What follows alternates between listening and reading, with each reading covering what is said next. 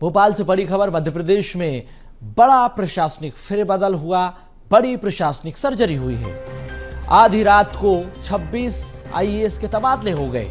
मुख्यमंत्री के दोनों प्रमुख सचिवों को हटा दिया गया। खास बात आप देखिए कि जो दोनों प्रमुख सचिव हैं मुख्यमंत्री के, दोनों पर गाज गिरी है। नीरज मंडलोई को पावर मैनेजमेंट का जिम्मा सौंपा गया।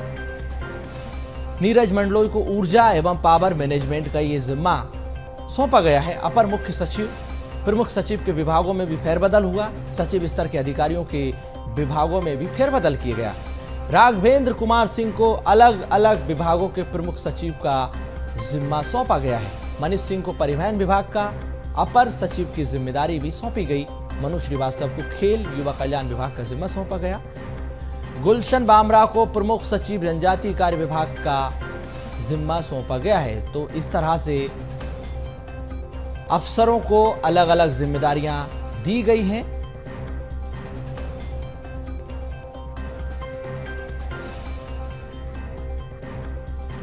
तो ये बड़ी अहम जानकारी। श्रीमन शुक्ल आदिवासी विकास के आयुक्त की जिम्मेदारी भी उन्हें दी गई है। इसके अलावा गौतम सिंह राजस्व विभाग के अपर सचिव की जिम्मेदारी दी गई है। तो मनोज पुष्प सहकारिता संस्थाएं के आयुक्त की इन्हें जिम्मेदारी दी गई। बड़ी प्रशासनिक सर्जरी से जुड़ी खबर। तो दोनों प्रमुख सचिव मुख्यमंत्री के हटा दिए गए हैं। ये बड़ी जानकारी, बड़ा फेरबदल। नीरज मंडलोई को ऊर्जा एवं पावर मैनेजमेंट का जिम्मा सौंपा गया है। इसके अलावा राघवेंद्र कुमार सिंह अब अलग अलग विभागों के प्रमुख सचिव होंगे। मनीष सिंह को परिवहन विभाग का अपर सचिव की जिम्मेदारी सौंपी गई है। तो इफेक्टिवनेस, एफिशिएंसी, इन तमाम बातों को ख्याल रखा गया, ध्यान रखा गया। मनु श्रीवास्तव को खेल युवा कल्याण विभाग का अतिरिक्त प्रभार मिला है। गुलशन बामरा को भी अब प्रमुख सचिव जनजातीय कार्य विभाग बनाया गया है। वहीं सुरभि गुप्ता की अगर हम बात करें तो आयुक्त शहडोल ये बनी है, इनको भी बड़ी जिम्मेदारी दी गई। मुख्यमंत्री के दोनों प्रमुख सचिवों को हटा दिया गया। बड़े प्रशासनिक फेरबदल में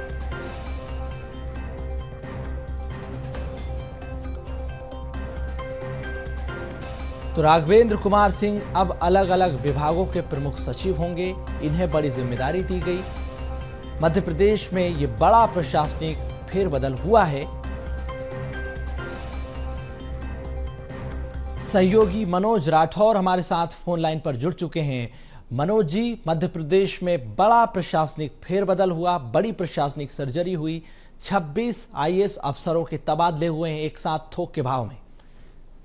जी बिल्कुल। आधी रात जो है सरकार ने इस आदेश को जारी किया, यानी 26 आईएएस अफसरों के ट्रांसफर किए गए। लेकिन इसमें कई बड़े फेरबदल भी देखने को मिले। विभागों के साथ मुख्यमंत्री के दोनों जो प्रमुख सचिव थे उनको भी हटाने का काम किया। ट्रांसफर आदेश को देखें तो मुख्यमंत्री डॉक्टर मोहन यादव के दोनों ही जो प्रमुख सचिव थे उनको हटाया गया, और जो संजय कुमार शुक्ला हैं, राघवेंद्र कुमार सिंह है, अब इन्हें अलग अलग विभागों की जिम्मेदारी दी गई है, यानी उन्हें अलग अलग विभागों का प्रमुख सचिव बनाया गया है। उन्हें सीएम सचिवालय में कोई जिम्मेदारी नहीं दी गई, यानी उन्हें अब स्वतंत्र विभाग दे दिया गया है। उन्हें अब सीएम सचिवालय का प्रमुख सचिव नहीं बनाया गया। इसी तरीके से अपर मुख्य सचिव एसीएस डॉक्टर राजेश राजौरा जो है वो सीएम सचिवालय के प्रमुख अफसरों में अभी भी शामिल है। उन्हें हालांकि अतिरिक्त प्रभार दूसरे विभागों को दिया गया। सोमवार देर रात ये पूरी सूची जारी की गई, और मुख्य सचिव अनुराग जैन के आने के बाद ये बड़ी प्रशासनिक सर्जरी, एक तरीके से प्रशासनिक कसावट भी हम इसे कह सकते हैं। और कहीं ना कहीं इस सूची में सीएम सचिवालय में जो अफसरों की एक बड़ी संख्या थी उसको भी संतुलित करने का काम जो है यहाँ पर किया गया है। 2 प्रमुख सचिव और एक एसीएस स्तर के सीनियर अधिकारी अब सीएम सचिवालय में रहेंगे। इसके साथ जो है एसीएस राजेश राजौरा लगातार काम करेंगे। साथ में उन्हें लोक सेवा प्रबंधन विभाग की जिम्मेदारी दी गई है।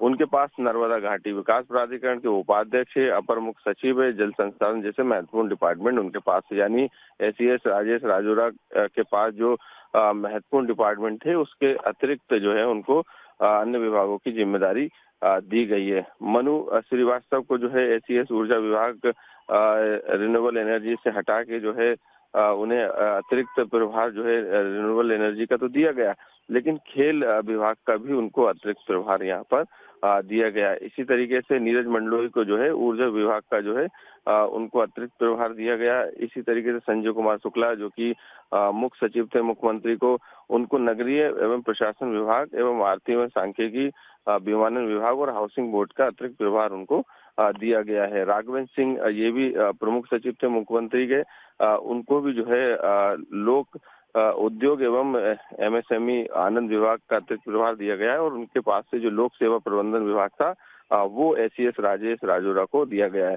गुलशन बामरा का डिपार्टमेंट चेंज किया गया, उनके पास पहले वो प्रमुख सचिव थे पर्यावरण के, अब उन्हें पीएस जनजातीय कार्य बनाया गया है। ई रमेश की बात करें तो उनके डिपार्टमेंट में भी जो है वो फेरबदल किया गया। उनके पास जनजाति एवं कार्य एवं अनुसूचित जनजाति कल्याण विभाग था, लेकिन अब उनके पास सिर्फ अनुसूचित जनजाति कल्याण विभाग रह गया है। नवनीत मोहन कोठारी के पास जो है वो सेक्रेटरी थे एमएसएमई के, उनके पास आयुक्त भी थे उद्योग के, लेकिन उनके पास अब जो है उनको फेरबदल करके सचिव जो है उनको सेक्रेटरी पर्यटन विभाग और डायरेक्टर इफ्को का उनको अतिरिक्त प्रभार दिया गया है।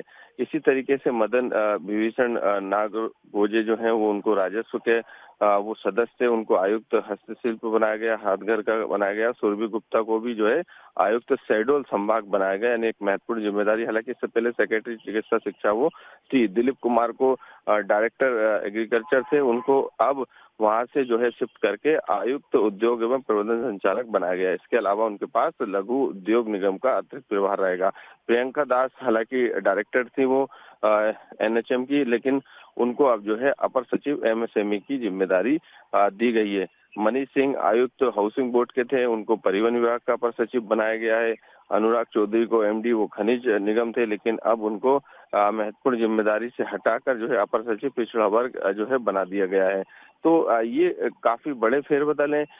कई बड़े जो डिपार्टमेंट अभी तक जो अधिकारियों के पास थे उनसे छीने गए, उनको उस डिपार्टमेंट से हटाकर दूसरी जगह शिफ्ट किया गया और दूसरे जो अधिकारी थे उनको महत्वपूर्ण डिपार्टमेंट भी दिए गए।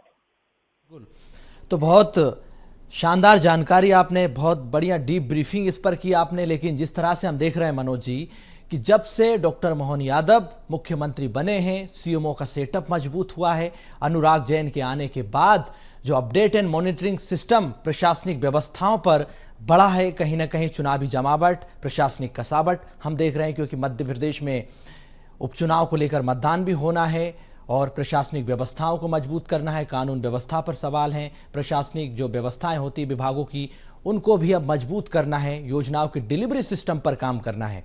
बहुत धन्यवाद आपका तमाम जानकारी के लिए मनोज जी।